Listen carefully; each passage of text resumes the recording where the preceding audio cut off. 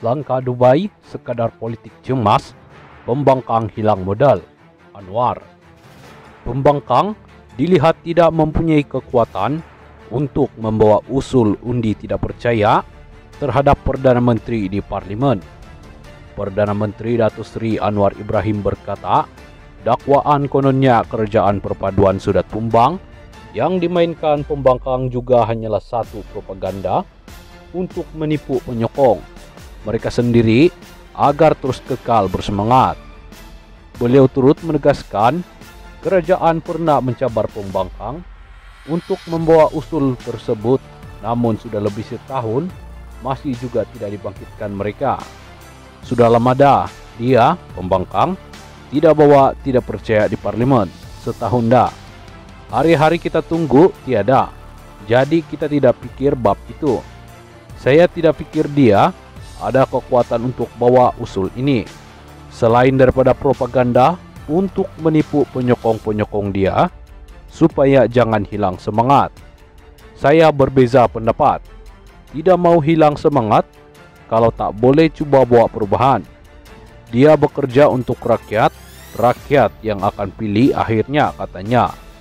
Beliau berkata sedemikian ketika ditemui selepas menghadiri sesi lawatan dan remah mesra bersama warga pekerja Pelabuhan Tanjung Pelepas di Gelang Patah di sini pada Kamis.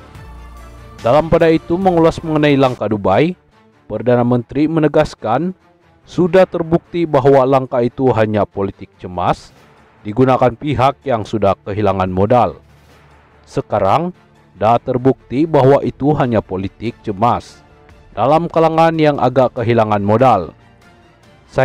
Saya nasihatkan jemaah menteri dan pimpinan dan kerajaan umumnya tumpuh untuk bangun negara. Tahun 2024 fokus kita adalah pembangunan dan keutuhan ekonomi negara, ujarnya.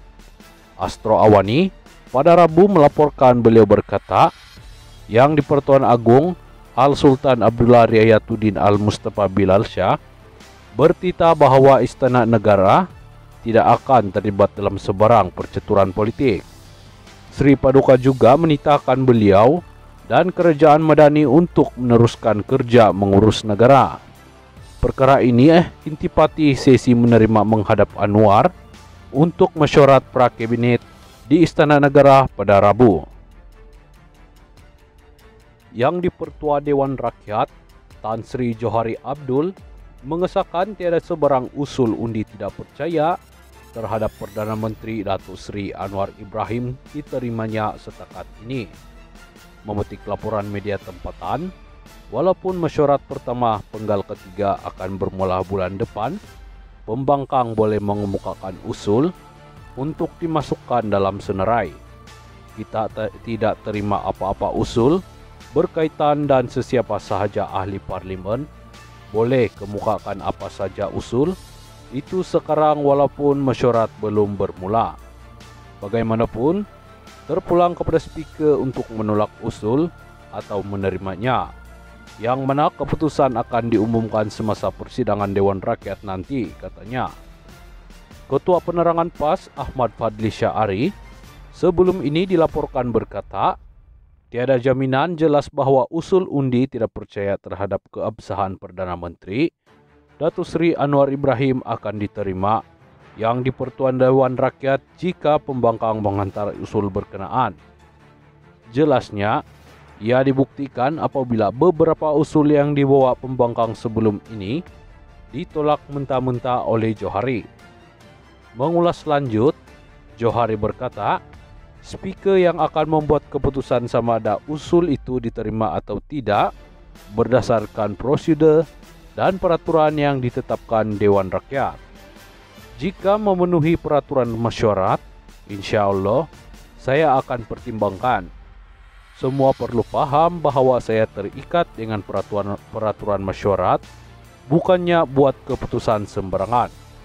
Kaji dan baca peraturan mesyuarat, fahami, jelasnya. Ujar beliau tidak sekatan untuk mana-mana ahli Dewan Rakyat mengemukakan usul walaupun sudah ada usul yang sama dikemukakan sebelum ini. Proses mengemukakan usul juga katanya sangat mudah, namun ia harus mengikut peraturan mesyuarat yang sudah ditetapkan. Peraturan Mesyuarat 18-2 pula menetapkan seseorang ahli hendaklah mengeluarkan pemberitahuan bersurat yang tidak melebihi 300 perkataan kepada tuan yang dipertua mengenai perkara yang hendak dirundingkannya dalam tempo sekurang-kurangnya 24 jam, tidak termasuk hari kelepasan sebelum persidangan dimulakan. Peraturan itu juga menyatakan seseorang ahli parlimen hendaklah mengemukakan bersama-sama pemberitahu itu usul yang dicadangkannya itu bersekali dengan penjelasan bertulis kepada tuan yang dipertua mengapa perkara itu adalah perkara tertentu, berkehendak, disegerakan dan berkenaan dengan kepentingan orang ramai. Yang dipertua boleh menolak sesuatu usul itu jika beliau mendapati perkara itu bukan perkara tertentu, tidak berkehendak disegerakan, dan tidak berkenaan kepentingan orang ramai. Perdana Menteri Datuk Seri Anwar Ibrahim pada Khamis berkata, pembangkang dilihat tidak mempunyai kekuatan untuk membawa usul undi tidak percaya terhadapnya di Parlimen. Jelas beliau, dakwaan kononnya kerajaan perpaduan sudah tumbang. Yang dimainkan pembangkang juga hanyalah satu propaganda untuk menipu penyokong mereka sendiri agar terus kekal bersemangat. Kerajaan katanya pernah mencabar pembangkang untuk membawa usul tersebut, namun sudah lebih setahun masih juga tidak dibangkitkan. Keahlian parti ahli parlimen UMNO akan tergugur secara automatik sekiranya mereka menyertai pakatan politik yang tidak dianggotai parti itu. Setiausaha Agung UMNO, Datuk Dr. Ashraf Wajdi Zuhsuki menegaskan, ia turut melibatkan tindakan menandatangani perjanjian untuk membentuk pakatan dengan parti lawan yang bertentangan dengan pendirian UMNO. Ramai yang mungkin tidak menyedari termasuk penganalisis politik, ahli akademik, dan pembangkang bahwa perlembagaan UMNO telah dipindah pada 13 Januari 2023 dalam Perhimpunan Agung UMNO khas. Ia menghalang ahli parlimen UMNO bertindak, membelakangi apa juga keputusan parti, termasuk menyertai pakatan politik untuk menyokong seseorang sebagai Perdana Menteri. Kesan daripada tergugurnya keahlian, maka Akta Anti Lompat Parti memperuntukkan kerusi ahli parlimen yang dimenanginya itu akan diisytiharkan kosong bagi membolehkan pilihan raya kecil diadakan, katanya menerusi hantaran di laman Facebook pada Jumaat.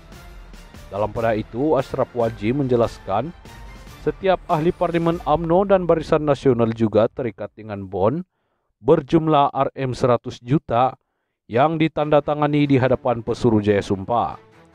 Justru tegasnya, sebarang pelanggaran boleh menyebabkan mereka wajib membayar wang jumlah itu kepada parti sebagaimana yang berlaku dalam kes bekas naib Presiden Parti Keadilan Rakyat PKR Datuk Zuraida Kamarudin dan PKR baru-baru ini. Semua pindahan ini dilakukan kerana mengambil iktibar ketidakstabilan politik yang memudaratkan rakyat dan negara selepas pilihan raya umum ke-14 pada 2018 lalu, katanya.